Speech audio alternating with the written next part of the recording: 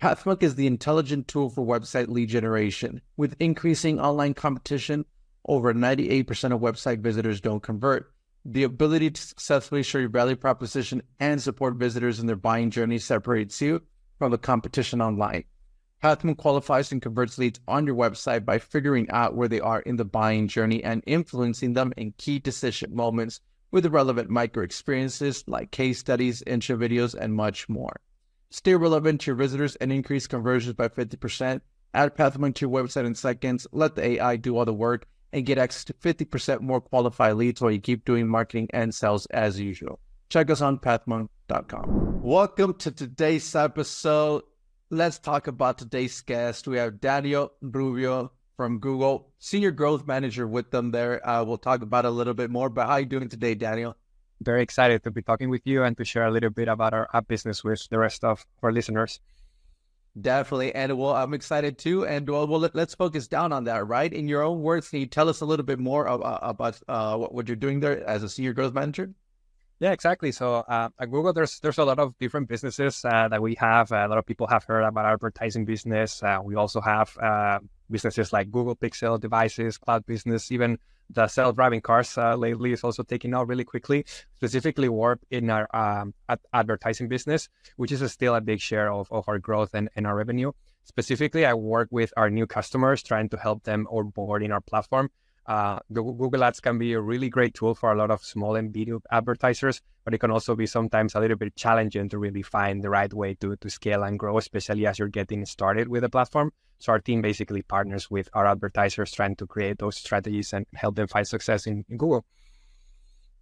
That's awesome to hear. All right. So that way then our listeners can get a good understanding there of your part of Google, Daniel. What would you say is those key problems you guys are looking to solve for your clients? Yeah, I mean, there are a lot of challenges, right? And you guys know really well when it comes to growing online. The first one, to be honest, is to really streamline the priorities, right? Especially as you're starting a business, a lot of our partners are thinking about growth, but you also need to put a number behind that. You also need to make sure that the metrics are aligned with that. Sometimes just having that conversation, do you want to grow profits? Do you want to grow volume? Do you actually want to grow the market share? There are different strategies that you can follow to achieve those different goals. And your investment, mix might be very different depending on that. So that's a conversation that we really start having with the customers as we start working with them, is to really understand what's their marketing objective. Once we start, getting a good understanding and they actually also have a clear goal with us, that's when we start working on a plan for the next 6-9 months with them to really, hone on those objectives and making sure that the investment that they're making on Google Ads platform is aligned with their goals. Definitely great. Okay, awesome. Great to hear that. So is there a certain vertical segment? Is there an ideal ICP that you guys like to go for? It's really different, right? Like many companies advertise with Google. We have retail, which is a very big part of our business. Think about fashion, beauty industry. Lead gen is also very, very big. Insurance, finance, education, legal, you name it, like it's a huge part of the business. And I specifically also work with our app advertisers, which maybe all of our listeners might be thinking, oh, app, that's gaming, right? That's a very big part of the app business, but there's also apps in every space, right? A lot of utility apps, finance apps. So it's really cross-cutting. There's no like specific vertical. I guess Google apps are everywhere. Definitely. I mean, you could see them everywhere, right? So that's a big part there. But so then how would somebody then usually find out, about getting in touch with you and that advertisement to start that first part of an advertisement search progress? Is there a top client acquisition channel for you guys? I mean, Google, at the end of the day, we're lucky in that sense, right? It's usually part of the marketing strategy of a good number of companies. However, not all of them. And actually, there's a huge opportunity, especially on the SMB segment, where Google has an enormous potential and opportunity to grow the advertising business there. Most advertisers are probably already familiar with Google, and they usually open their first Google Ads account on their own. There's ways where you can do that online. Just Google Ads, open account, you can search that and you'll find a way. But we also have specific new business teams that actually sit next to me here in the Google office here in New York that basically reach out to new companies, new business, and explain how Google Ads could work for the business. Because even if we are almost everywhere, there's still a lot of businesses that, need to have that story explained and to see that value through our team. So both organic, I guess, and also through our new business teams is both of the most popular channels. Definitely important. Okay, awesome. Great to hear you. See that from you. So on that note, then, is there any recommendations that you would give to our listeners as far as some, good practices in the advertisement world, as far as some good tools, tips, strategies that you would recommend to them?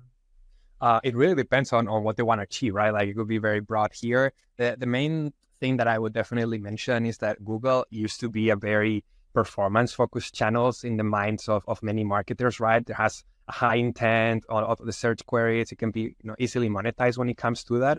But now, especially, we're able to combine that intent on search with 9 platforms actually we have right now with over 1 billion users. So think about Chrome, Maps, Gmail, Android, Google Play, YouTube, Drive, Photos, like you name it. Like that's where we can actually, combine that intent with the reach, and also not just bring performance-based marketing, but also think about the mid-funnel, upper funnel. How do we reach billions of users? Google is also a great channel for that. And there it's very powerful because you can also, see the full picture of a user that might not even know about you. Maybe they didn't search about you. Maybe they didn't even know that they needed your product. Reach out to them maybe through YouTube and then close that conversion, close that goal, close that customer, maybe on search. So you can do the full picture through Google. And I feel like that's something really valuable that many of our partners, still see us as the search channel. But there's definitely a lot of value on YouTube and any other platforms. Definitely. All right. So great advice there for our listeners.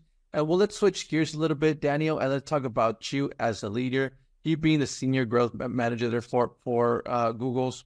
What are some key tasks you like to focus on your day-to-day work? I mean, there are the things that I do, sometimes the things that I like doing, right? Not necessarily always the same thing.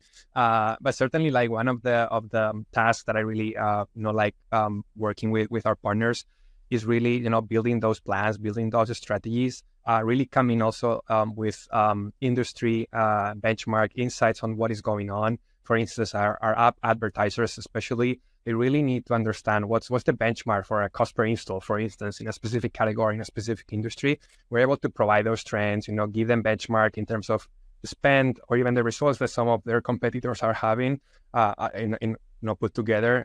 So it's kind of private in that sense, but you can have a good understanding about how the competitors are doing, and also size the opportunity, right? Wherever there is a good competition, there's probably a good market opportunity. So really also sitting down with them and understanding what's the value proposition that you're bringing, what is your unique selling point, and how are you bringing that to market? Because at the end of the day, marketing is critical for the growth of any company, especially as you're starting to launch a business.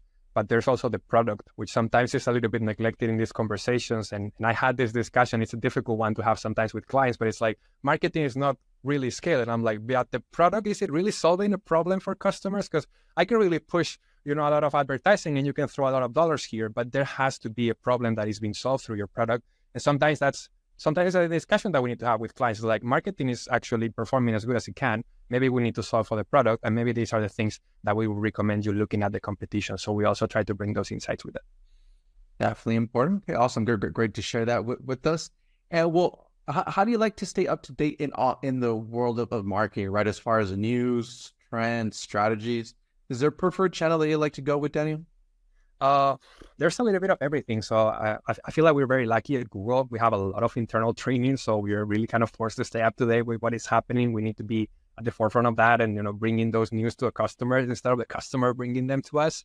But beyond those kind of internal trainings that we have, which are pretty good, we also, and I think it's very important to, follow industry news, especially when it comes to digital marketing, privacy, regulation in Europe, like GDPR, Digital Markets Act, COPPA in the US. Like there's a lot of things going on, and our partners need our support when it comes to that, to really understand how can I go to market, how can I actually make sure that the data that I have can be helpful for my campaigns, to scale them, to really find the best users and to find them the right way in the right platform.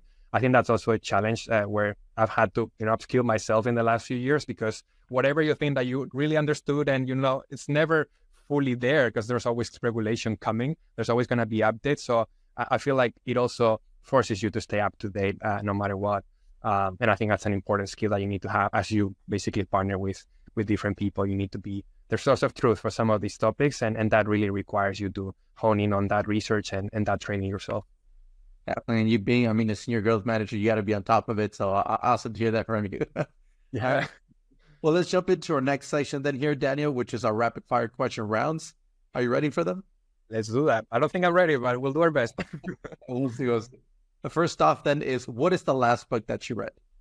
Yeah, so the last book that I read is actually, I'm finishing the Obama's memoir. So the last book, A Promised Land.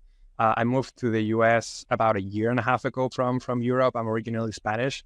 And I think like given the political tensions that is going on, I think it's important to be familiar with what is going on in the country. I think that's an important part when you move to a new country. So I'm trying to learn a little bit about what's going on and what's happened to the country in the last few years. Definitely important. Okay, awesome. Next up then is, if there would be no boundaries in technology, what would be that one thing that you want to have fixed for your role as a marketer today? I mean, I think maybe like it would be really helpful to have some type of assistant, AI assistant. I would say, making sure that I'm spending my time where it actually matters the most. Sometimes I would spend a lot of time in meetings, emails, and stuff like that. That would be fantastic. And I think that would be really great, right? Kind of like analyzing, hey, you know what, this is not going to be worth it, so let's just move you on. I think there's a multi-billion opportunity here for whoever's listening. Your partner. All right.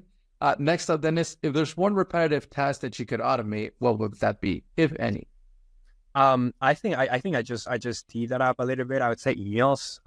It's probably an area where it takes a lot of time, but also headspace. Like sometimes like you need to reply to something, you leave it there, it's still like kind of like at the back of your mind. I feel like that's an area where I guess this AI assistant will be really, really helpful to like, hey, yes, go with, like give it some hints and manage a little bit your inbox a little bit better, or even just prioritizing some things, right? Like we tend to respond to things as they come. Sometimes that might not be the right thing, right? You might need to prioritize, and maybe some things, you can actually reply a few days later. I feel like that's a prioritization exercise that also requires time. So I feel like that assistant would be helpful to have to do that for me. That would be great. Awesome to hear that. And well, I mean, Daniel, do have to ask him, you have a lot of experience already in the marketing world. So what would be that one piece of advice that you would give yourself if you were to restart your journey as a marketer today? That's a good question. I would say be kind to yourself, but also be kind to the people around you. It sounds a little bit cheesy, but to be honest, marketing is hard. It is really hard. Like you're accountable for results that you often can only influence, I would say, but not fully control in many ways. We were just talking about the product piece, right? I see many marketing leaders having to bring to market products that maybe, as we were just talking about, right? Like they might not have a solid product market feed. That can be challenging. That can be frustrating. It can be very difficult. And I think it's important to realize that the people that you work with today, they probably will still be in the industry in one way or another a few years from now. And sometimes short-term wins, I don't think they're worth, the long-term reputation and the impact that you might get from, making the wrong decisions. In my teams, for instance, just to give you an example, I've earned a reputation for challenging clients' goal very openly and, pushing them to be ambitious. But I also balance that drive, with being very candid about the limitations about our own products and being open when other channels might be better suited for their goals. And I feel like when you work in sales and you have high targets to achieve, it can be very easy, to try to push the clients in a certain direction. But in the long run, that's not gonna work. And I feel like telling your client that, hey, you should put the money in one competitor might be a little bit counterintuitive when you're in sales. But I feel like actually, like you earn that trust from the client, and sometimes taking one step back can actually help you to take 2 steps forwards. I had clients actually coming back years later, with a new company, specifically asking to work with me because they trusted that judgment and they appreciate that approach as opposed to just like pushing them in a specific direction. And I feel like in the long run, that really benefited, I would say, Google as a company, but also me as their representative when I work with clients. People will not remember, the small details on whatever you recommended there, whatever. Like I think they will remember is how you make them feel and if they trust you. And I feel like building that trust for me in sales is like, it's the basis of any job. So I feel like that's an important thing that I would definitely share. Yep, some great advice there. I agree with that 100% right there. Remember you. I mean, yeah, company's going to be there, but who helped them, who recommended everything, it's that salesperson. So awesome to hear that from you, Daniel. Great advice to our listeners as well. And well, we are coming to the end of the show here, Daniel. But before we do end, I do want to give you the last word. So say something, someone forgets everything about the interview today. What is that one thing they should remember about the company? I would say think about Google as a partner to scale your business, whether you're an SMB, whether you're a large corporation, whether you are a mom and pop shop, whether you are part of a P&G, whatever, like super big business, small businesses, there are solutions that can work for it. And I feel it's really about understanding what your goal is, and then using AI and everything that is happening, lately. That's also part of the Google Ads platform, but making sure that you have those goals very clear. If you do that, Google Ads can be an amazing platform to scale your business. And hopefully, as you start scaling your investment, you will also, be able to work with different teams across Google that will be incredibly valuable to continue that journey. Perfect. Awesome. Hey, well, Daniel, I do want to appreciate you being on with us today, as well as to our listeners. Thank you so much for tuning in, and I'm looking forward to our next episode at Pathmonk Presents. Thanks a lot, Daniel. Thank you for having me.